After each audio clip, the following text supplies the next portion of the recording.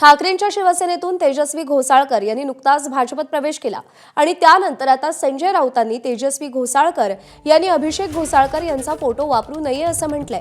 अभिषेक घोसाळकर हे कट्टर शिवसैनिक होते आणि त्यामुळे त्यांनी निवडणुकीत अभिषेक घोसाळकरांचा फोटो वापरू नये असं म्हटलंय। तर पतीचा फोटो नाही वापरायचा तर कोणाचा वापरायचा असा पलटवार भाजप आणि शिंदेंच्या शिवसेनेनं केलेला आहे।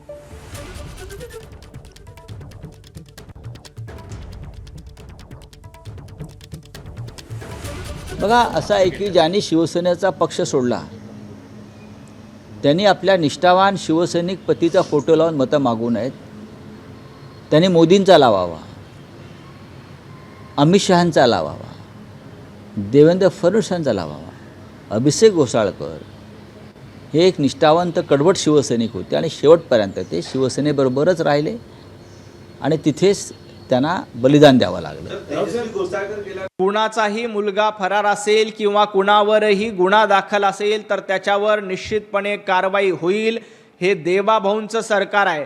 देवेंद्रजी फडणवीस साहेब गृहमंत्री आहेत, ते कुणालाही सोडणार नाहीत। कायद्यानुसार जी काही कारवाई करायला हवी ती प्रत्येक प्रकरणात केली जाईल।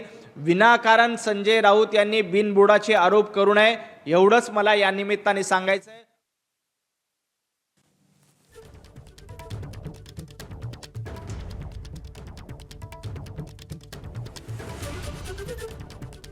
नवऱ्याचं छायाचित्र बायकोनं वापरून नाही तर कुणाचं छायाचित्र वापरायचं?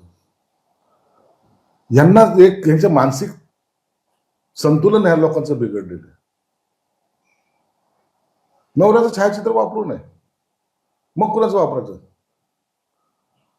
अशा खालच्या थराचं राजकारण फक्त संजय राऊत आणि त्यांचा उभाटा पक्षच करू शकतो। एबीपी माझा, उघडा डोळे बघा नीट।